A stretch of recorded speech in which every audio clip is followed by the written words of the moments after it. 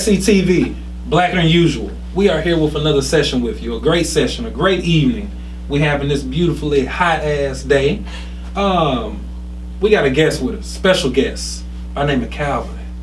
Y'all know Calvin, right? Oh no, let me reintroduce. Big Fridge in the building. One of our local heroes, one of our local just leaders in the community. And he got some things to tell y'all. We've seen things in the media. You've seen things what people said and what they guess and what they speculate, but we got the man here himself to set the record straight. So blacker than usual, audience viewers, welcome over Big Fridge. How you doing, man? I'm doing good. Blessed to be here, man. Man, absolutely. We glad to see you, glad to have you. We've been trying to link it up for a few months now. Yeah. I was like, shoot, as soon as we can. As soon as the schedules can live, we want to make sure you're here. And tell her how it is, man. How you been? Man, I've been good, man. It's a blessing, man. You know, I got out October 31st, 2018. The city embraced me with much love and support. Seen that, yeah. And each breath of fresh air, I'm just taking it in, man. It's still new to me, but I'm taking it in stride, basically. Honey. So, just in case they know, we got some new people in Nashville. You see the gentrification happening. You know, some of us black folks, you know, they come in the city too now. They're like, who is Fridge? What is this I'm hearing? Tell them about yourself. Give a little background for the folks. I'm an inner city kid out of South Nashville, Edgehill to be exact. You know, I grew up in the projects, became like a big name in my city for sports. You know, I come from a two-parent background, even though we was from the projects, but you know, I had a good upbringing for us. You know, I knew how to act. And so I was into sports and became a football star at Hillsborough High School. Played in a few state championships, won a state championship.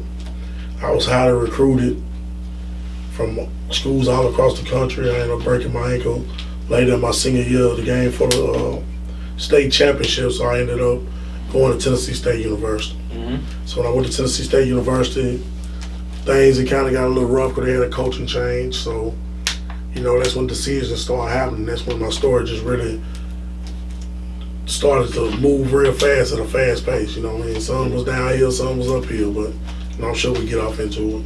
For sure, man. All I know was from people, shout out Jared, Young Smith at Slim Productions. He was like, man, my guy Hillsborough, my Hilltops, we played in the band for Pearl. Right. So we played the games and stuff, and I'm like, yeah, my boy Fred killing y'all. I was like, who? It took me years to finally get here with you. So from that, so let's fast forward, okay? TSU. Right. And now, then things got real. They got real quick. From what they told me, right, they said them boys were looking for you. They said they added all type of random charges to your personnel. They said they gassed up what was happening in the real life. Right. They said you weren't just a student. Right. They said some other things that I don't believe. But what's your take? What you think happened? My take on it, like, I was at TSU, and then during the years, like early 2000s, on up until my arrest in 2008, you know, it was rumors and speculation that I was the leader of the Gangster Disciples. So I felt like I know the Metro Police Department took it personal when it came to taking me down, because not only did they know me of so-called being a leader of the Gangster Disciples, they first knew me as being a football star in the community. So I feel like they feel like that I was using that football thing, but doing other illegal things outside of football. They thought you were Frank Lucas in college. Right? So by the time they really made it to me, it took them a little time to make it to me. What they done was I got charged with a drug-free school zone. They had been watching me for probably years, you feel what I'm saying? And they found one individual in the neighborhood. He put on a wiretap and came to me and bought 300 ecstasy pills. So when he bought 300 ecstasy pills from me, this how crazy the law is. Not the law, but the individuals that's standing behind the badge. When I first was arrested for this, it was sealed indictment, so I never did get arrested on the spot. So I honestly was serving him the pills, and I would go on by my business. So he arrested me months later to make the charges build up and be more big. So when they come on sealed indictments, your bond skyrocket. Like my bond was like $310,000. And the first question they asked me in the interrogation room was like, tell us something about GD. So I feel like the main thing was they had a jealousy for me for the love and the respect I had in the community.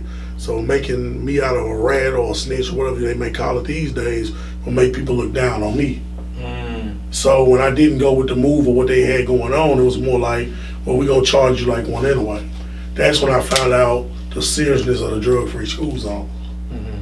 I always knew it was pretty intense. Like, you can't do it. It's like, how many feet is it? It's like 1,000. 1,000 feet. And I was like, it's been a couple of times.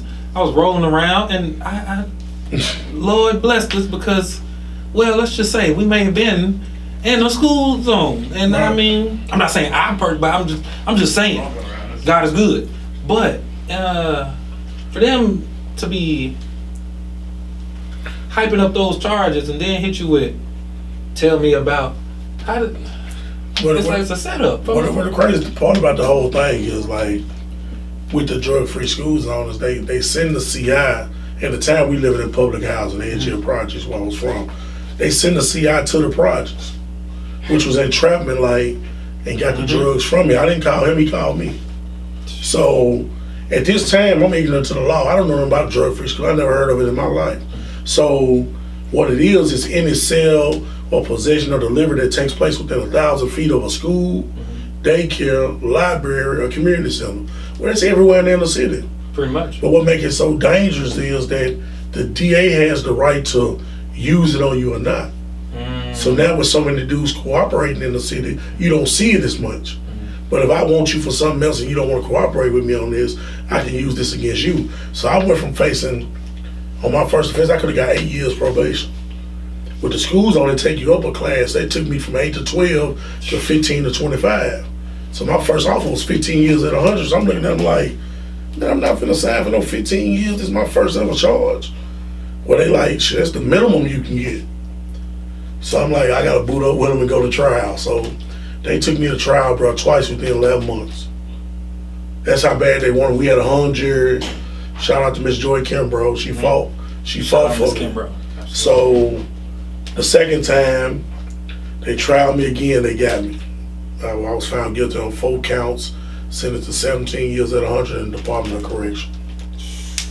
Now, would you say, would this be a fault in more or less MMPD or possibly just Nashville injustice system altogether? Or will you think it was a collaborated effort to put that together? Well, if you just pay details of my case, it was a detective that really had it out for me. Like I read like Jay Prince books and played. Sometimes people don't believe that, but it is certain people within the police departments where you had to have it out for certain individuals. They humans like us.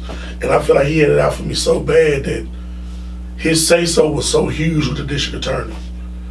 Because once they get you, once they the prosecutor and they take your case to the grand jury, now it's he testifying and the district attorney got a lot to do with what's going on. But if she believe I'm the leader against disciples, which she did, she ain't got no mercy for me. So I can't say it was the whole police department, I won't say that, but the group of gang unit detectives that ran around in my neighborhood definitely had it out for me. Because I was an individual that's a high school football star, went to college, got gun license, so they never seen nothing like me out there. And I was the type that can bring regular individuals from college out there. I could bring Crips, Bloods, GD, Vital, Lord, we have a good time. So a lot of times when they think you got some sort of power, they try to use it against you, and that's what they did with me. That's what we see. We have a couple of brothers. I ain't gonna mention their name right now, just in case. Officer or Lieutenant or Sergeant so-and-so wanna review. But there are some great individuals in this city as well that we're protecting that we didn't protect prior. I was young. We didn't stand his ground as best as we should. Plus, we didn't know either. Yeah, we didn't know. But now we know. So we watching after our brothers that are out here doing positive things, bringing people together, influencing leaders in our city, Nashville, Tennessee. So it's cool. We ain't gonna hold that to them. Right. Y'all caught us slipping, but Fred is out now. Right. Fred, so how many years in total? How many did you sit down? How many? Man, I did 10 and a half years on my first offense. So, I never went to jail before. So, when I went to booking, I never did come home to 10 and a half years later.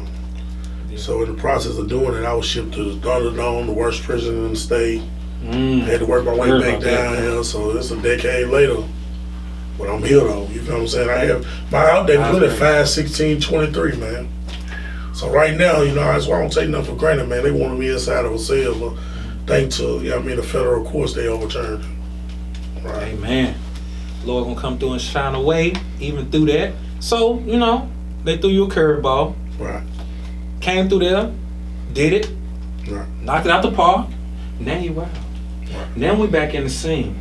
Now we back in the community. Like you said, we got fresh air. Most definitely. Loving the scene. The people are different. You know, now we got the buildings. Right. Okay, so let me just add this in real quick. When you first got free sales back in October. Right. 2000. Halloween. Halloween. October 31st. I love Halloween. They thought they seen a ghost. I like that. They thought they saw a ghost when you came up out there. Right. What was the first thing, not the first thing you did, but what was the first thing that I was like, damn, what's the first thing that set you back, that just shocked you about the city? Man, I ain't gonna be lie, bro. It was just getting out. Like, when I went to court that day and, like, social media was going crazy. Like, they was like, dude, out. Woo. And I was like, I think what kind of warmed me up to getting out was I was on work release before I got out. Okay. So I used to walk up and down the interstates and pick up papers. So I seen the change in the city. But just taking a guy to get out 10 years later, man, would have messed my head up a little bit. Like, over there by my projects, you know, in the neighborhood I grew up in, this police department's right there. So, you know what I mean? I feel like, damn, man, this shit done really changed, man. And, like, just looking around condos everywhere, you know what I mean? It was unbelievable. It's like I was out of town, bro. Yeah. And, you know, a lot of people wasn't around. It was at first, you know what I mean? So it was like a big experience. I'm still experiencing, bro. But the city embraced me so good, bro. I'm talking about, for the first 3 months I was out, bro, I'm talking about strangers paying for food, clothes, whatever I needed, bro. You feel what I'm saying? So, most definitely, I'm Cashville to the fullest. They stood up for me, man. As it should be. That's pretty much the city. We understand that back in that time, we didn't know what. Hell, I was graduating. I don't even know what. Hell, I didn't know what I was doing. Yeah. So I can only imagine what other people were doing. And then after years, after everything went down, we sitting back like, wait a minute, that wasn't right. Yeah. Like, why dude still ain't got out. Yeah. And we're like, when's it gonna? Not yet. Right. Damn. So yeah, definitely. When October hit, it was definitely like they seen a ghost, because it was just you had risen. Right. We were glad, so glad. So, all right, fast forward some more. Once you got back, got settled, the fam. I saw an interview on TV. I think the Tennessee did with your mom's. Right. She was saying how the glow was coming through the screen. She's so happy. Man, so happy, man. I mean, she had a rough ride, man. 11 months in, her husband for over 30 years, man, passed away on my dad. Yep. Big influence in my life, man. A real father. And she held on, man. She caught COPD while I was in there. That's a lung disease. So she driving she getting rides 3 or 4 hours to come see me down there in them boondocks, and it ain't a hospital for 45 minutes to an hour away. So, bro, we really went through it, man. And for every time I went to court, bro, you know, that's when you really know you're in trouble. When every time you go to court, you know you ain't going home. It's just court dates. So every time I went to court, my mama would cry. And I'm like, man, look, mama, man, you know, I don't like you coming down here, moms, man, because they always break your heart every time you come. But on October 31st, bro, them tears was of joy, man. So I was like, look, man, mama, do your thing, man. She roasted their ass, though, you know what I mean, on the interviews and stuff, just let them know, like, he didn't have to do all that time like that, you know. They had a motive, and, you know, it's cool. That motive is still not powerful, more powerful than the power that God had for you. Right. So it's cool. They tried it, but it's cool. We back. I was just glad to see her so happy on Tennessee. I was like that. I'm glad for her to see that. Yeah. that was everything. Okay. Yeah. So get back, city loving, family loving. The community is now what you involved in. Let the people know, Blacker Than Usual, what's happening in the community. What have you seen a change? It looks like you said, a new town. Yeah. You out of town, so how you making it your town? I see some with the kids and the youth now. Man, I came out with a purpose, man. You know, like we talked about, a friend of mine, Bryant, helped me get my nonprofit organization started. In 2015, I started a nonprofit organization called Positive Inner City Kids. All right. And the whole goal and the purpose of that was like to get out and give these kids in the community that the city really don't pay attention to the tools to be successful in life. Getting brothers like us to come in and talk to them, helping them learn trades, females and guys. And I feel like I was a perfect example to them because I know both sides of the story. I've been a highly recruited football player. I also been to prison. So it ain't too much you can run by me that I can't reach a kid with. So I came out, man, with a purpose, man. I was focused. So since then, my nonprofit up off the ground. I done through events in the community. I'm about to start me a mentoring program throughout the 4 sides of Nashville, Northeast, South, and West, and getting these kids to understand and know each other from different communities so they won't look at each other like ops when they see each other. Like now, the community all over the states is just so messed up with our black young men looking at each other because we don't know each other like we oppositions. Yeah. But really, we all trying to do the same brothers, thing. You know what I'm saying? So I want to build this program so they can be gentlemen around the city, and people ain't got to run in their house in the project when they see a group of young black men crowding around each other. You know what I mean? Or that these people at these gas stations, they got to lock their doors when they walk by. So, I really got a goal and agenda I'm pushing.